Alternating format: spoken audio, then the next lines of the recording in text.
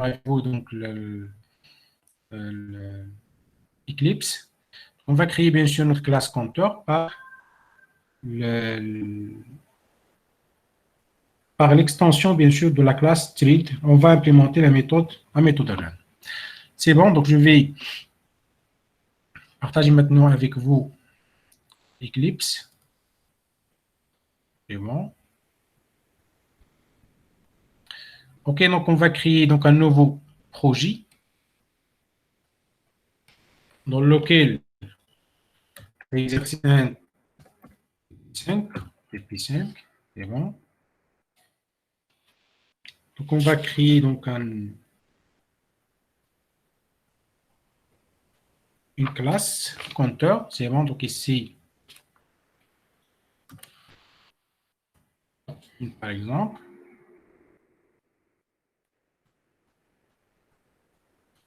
Okay. C'est bon, donc on va créer notre compteur. Donc c'est une classe compteur.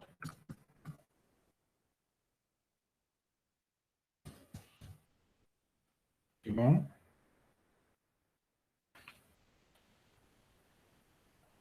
C'est bon, donc notre classe, il va hériter de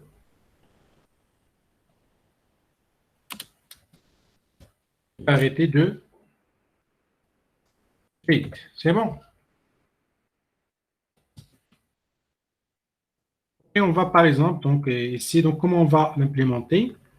Donc on va donner, par exemple, un nom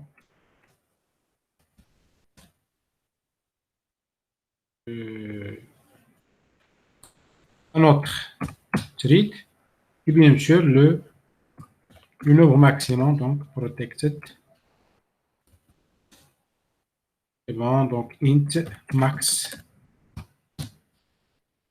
Nous avons déjà ici, il faut compter jusqu'à max. On va le donner comme paramètre à notre compteur. Et après, donc, on va bien sûr on va générer le constructeur et utilise les deux. C'est bon, qui utilise les deux propriétés. On va ajouter un constructeur donc, particulier dans lequel on va bien sûr initialiser la valeur max. On va utiliser un constructeur avec un seul paramètre. Ici, on va générer un constructeur avec c'est bon, dans lequel on va initialiser la variable max pour pouvoir bien sûr c'est bon, pour pouvoir donner bien sûr là le nombre maximum de donc le compteur il va compter jusqu'à 10, c'est-à-dire on va tout simplement initialiser. On va utiliser tout simplement on va utiliser titre constructeur compteur donc 10.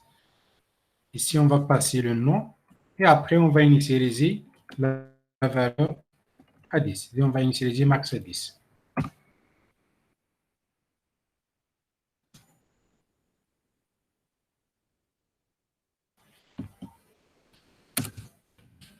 C'est clair.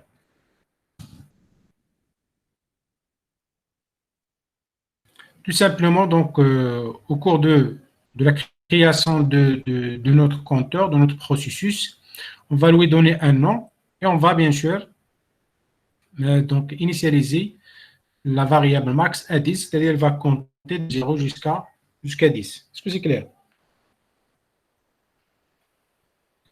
Ok, donc après, on va implémenter la méthode run. Comment on va implémenter cette méthode?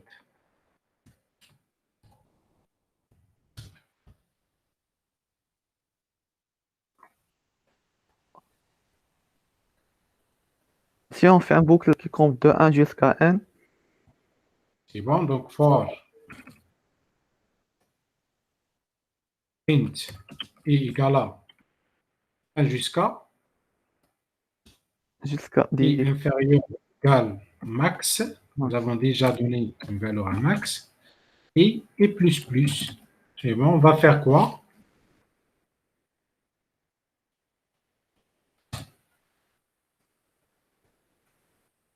Donc, on va lever bien sûr l'exception, etc. Nous try. C'est bon, try. On va utiliser la méthode. Utiliser la méthode sleep.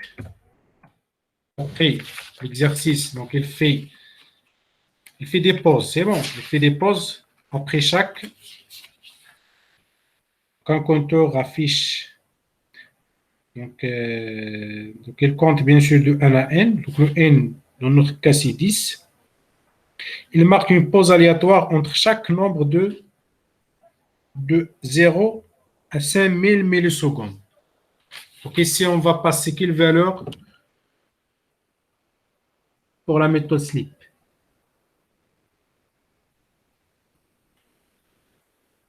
C'est bon, donc ici, on va utiliser une notation particulière. Donc, on va utiliser tout simplement pour gérer donc, les valeurs aléatoires. Donc, on va utiliser la classe math. On va utiliser la méthode random. Random. C'est bon, random. Pour pouvoir, bien sûr, on va le multiplier par 5000 pour pouvoir, bien sûr, gérer des valeurs aléatoires chaque 5000, bien sûr, millisecondes. C'est bon, et après, donc, on va gérer l'exception, donc catch. Donc, concernant la méthode sleep, donc donc pour gérer donc l'exception de cette méthode, on utilise l'exception interrupted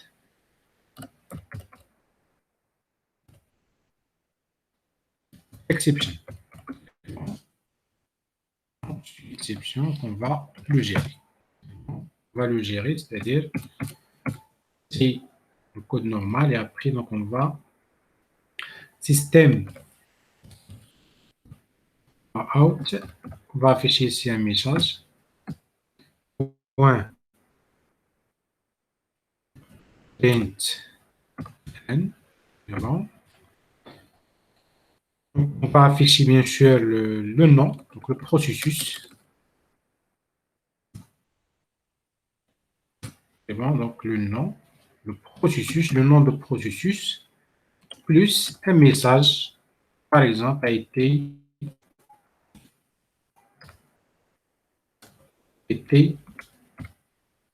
interrompu.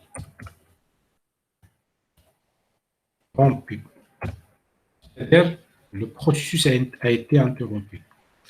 Et on peut bien sûr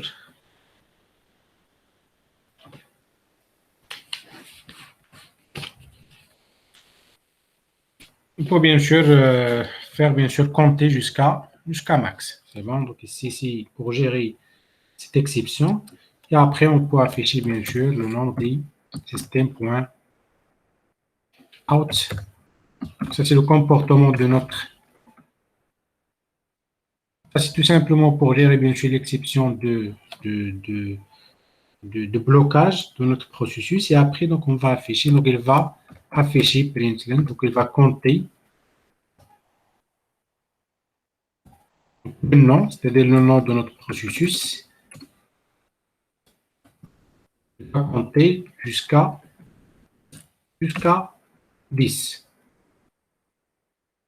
C'est bon, donc ici, donc on va ajouter par exemple plus compter jusqu'à 10. Et après, donc s'il arrive à, donc il va compter bien sûr donc, i égale à 1, 2 jusqu'à, s'il arrive à max, il va bien sûr arrêter, donc système out, point, int.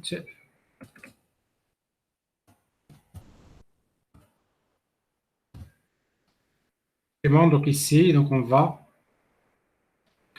afficher tout simplement donc nom, c'est le nom de processus,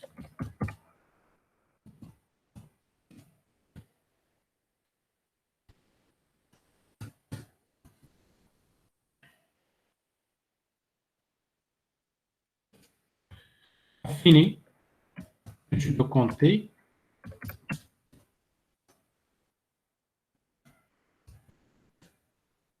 jusqu'à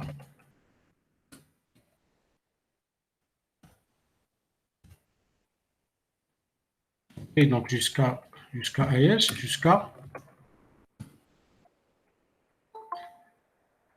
et de compter jusqu'à max. C'est bon.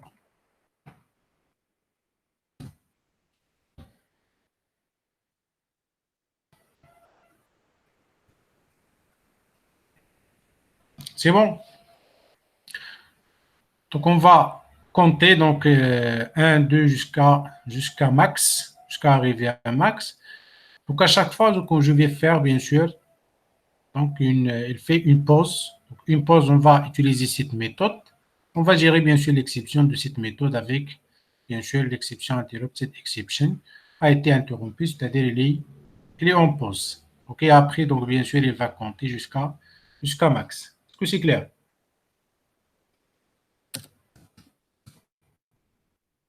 C'est bon. Ok, donc après, on va créer des processus. On va bien sûr essayer de voir bien sûr le comportement, c'est-à-dire on va les lancer avec Stats pour pouvoir bien sûr voir le comportement bien sûr des processus. C'est bon, donc on va créer plusieurs processus.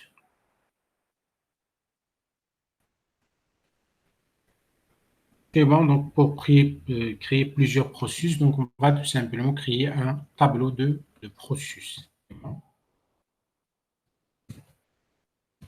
Un tableau, c'est bon, des compteurs. Et donc on va créer notre tableau. C'est bon, donc à chaque fois on va créer un compteur. Et donc on va lui donner un nom. C'est bon, donc par exemple Toto. Virgule, un deuxième processus, deuxième compteur.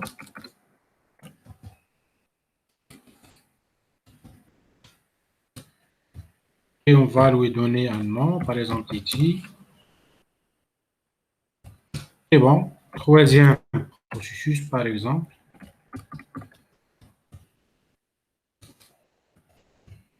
Troisième processus.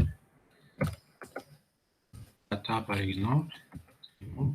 Ainsi de suite. Et si on a créé, par exemple, trois processus.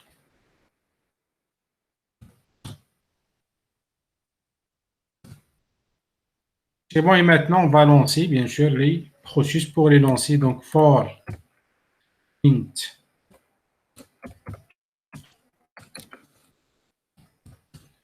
est égal à 0 et inférieur strictement compteur point length et plus. C'est bon, on va faire quoi? Simplement, on va lancer les compteurs. C'est-à-dire, on va faire compteur de i point start. Compteur de i point start. Et bon, on va faire l'appel à cette fonction pour pouvoir bien sûr lancer les processus. Bon, est-ce que c'est clair pour tout le monde? Tout simplement, on va bien sûr créer une classe qui hérite de Trit. Et si nous avons les compteurs, ce sont des processus. Et après, donc le plus important ici, c'est d'implémenter la méthode run. Donc le comportement de la méthode, il va tout simplement compter de 1 jusqu'à max. Donc max, c'est 10 dans notre cas.